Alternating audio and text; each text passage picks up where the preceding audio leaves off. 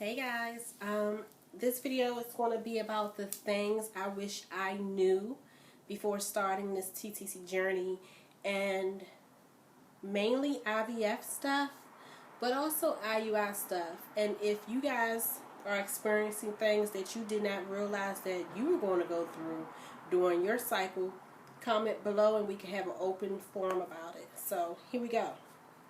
So if you see me look down, simply because I made notes. Number one, the first thing I wish I knew is I wish I knew how flexible I would need to be in this process. It's definitely an eye-opener. If you are someone who is working full-time while doing your journey, then, and it's just my opinion, I think it's very important that you have a sit-down conversation with your supervisor, your boss, whatever you call he or she, and let them know about your journey and what your journey is going to detail. Because there's going to be some times where you have to be at your fertility clinic at 7, 8 a.m. It's sometimes where you're going to have to leave work early to make a 4 o'clock appointment. It may be sometimes, especially if you're in a heterosexual relationship, it may be sometimes when you or your spouse might have to leave because he has to drop off a sample. It takes a lot. So the one thing that I did not know was how flexible I would need to be. And I am thankful that I have a supervisor who is understanding of that, so my job isn't affected by my journey. Number two, stay hydrated.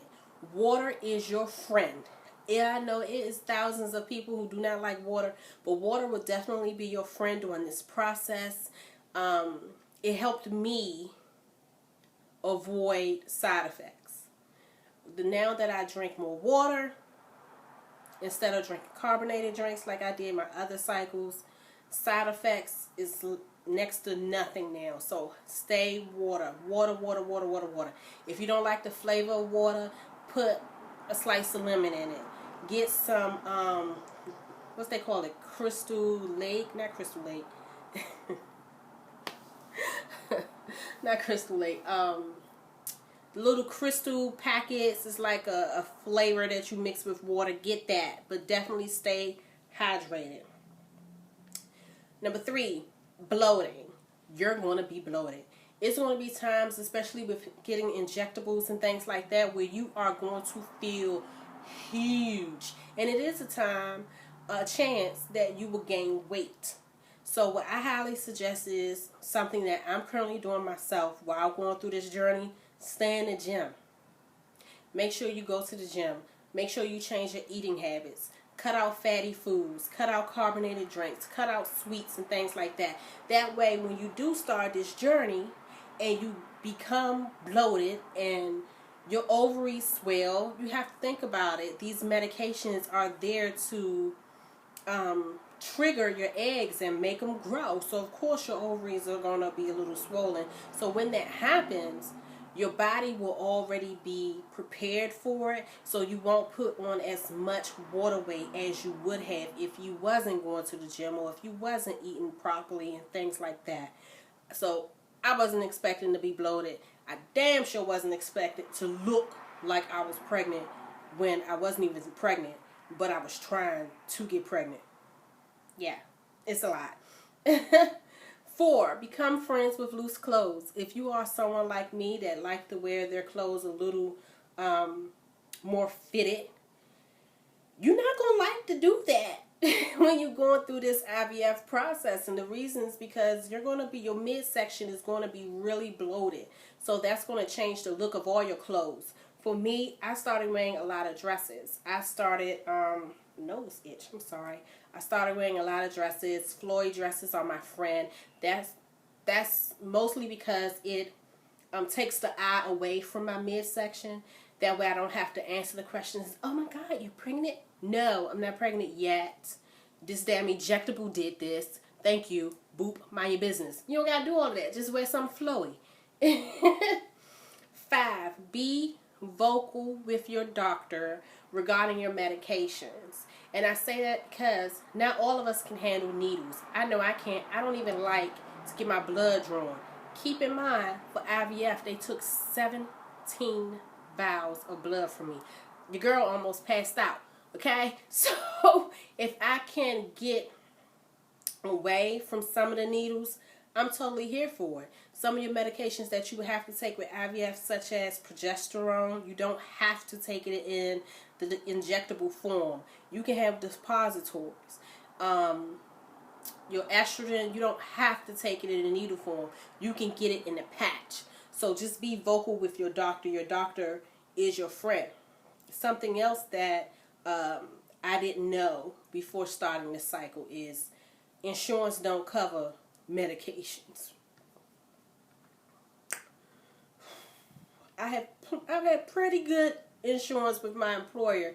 They cover a little tiny portion of my medications, but anything from IVF, typically no insurance company cover that. So make sure you have some savings set up just for your medications. I would highly suggest anywhere between $1,000 to $3,000, maybe more if you can. Keyword, if you can. Number 7, spotting and leaking is normal, so get you some panty liners. I don't need to elaborate. I ain't going to elaborate. Not in this one. Number 8, IUIs does not work for everybody. That is not something that I did not know. I just assumed because I watched all these YouTube videos that IUIs worked for everybody, and I was going to have me an IUI, and it was going to work, and we was just going to do that, and that was going to be the end of it, and that wasn't the case. I had 3 failed IUIs. If I would have known that IUIs don't work for everybody, that would have saved me a lot of sleepless nights, blaming myself, and it would definitely have saved me a lot of tears. Okay? Number 9, you can't just walk into a clinic and ask for IVF. IVF, please. It doesn't work like that. Every clinic has a protocol. Every insurance company has a protocol. Point blank, period. And typically, no matter what your sex is, if you're gay, if you're straight, it does not matter. Most insurance is going to require you and your married spouse to have a minimum of 3 IUIs before they even consider IVF. The only way they would allow you to do IVF first is under like special circumstances, like say for instance, you was born with half your insides or something. I don't know, but it's rare. They make you do 3 IUIs first. So do not think you're just going to say, hey, I'm going to get IVF, and that's the end of it. You're about to disappoint yourself. 10, your egg count can change. So say, for instance, at your retrieval, they retrieve 24 eggs. 24 eggs. By the time comes for your transfer, you're not going to have 24 eggs. At least 11 of them going to die. So you're going to have a few eggs left to choose from. So don't get shocked. Don't get paranoid. Don't be like, oh my God, it didn't work. It's not going to work. You only need 1 good egg. So those eggs that died, don't sweat it. Don't sweat it. Next thing, if you become pregnant, your fertility clinic typically will want to see you for your entire first trimester. That's just protocol for fertility clinics. But what I did not know is that you can also be seen by your OBGYN, which what I suggest, because it's a little difficult to try to get an appointment for OBGYN as a new patient when you're 5 months pregnant. They're going to give you the side eye like, where was you 5 months ago?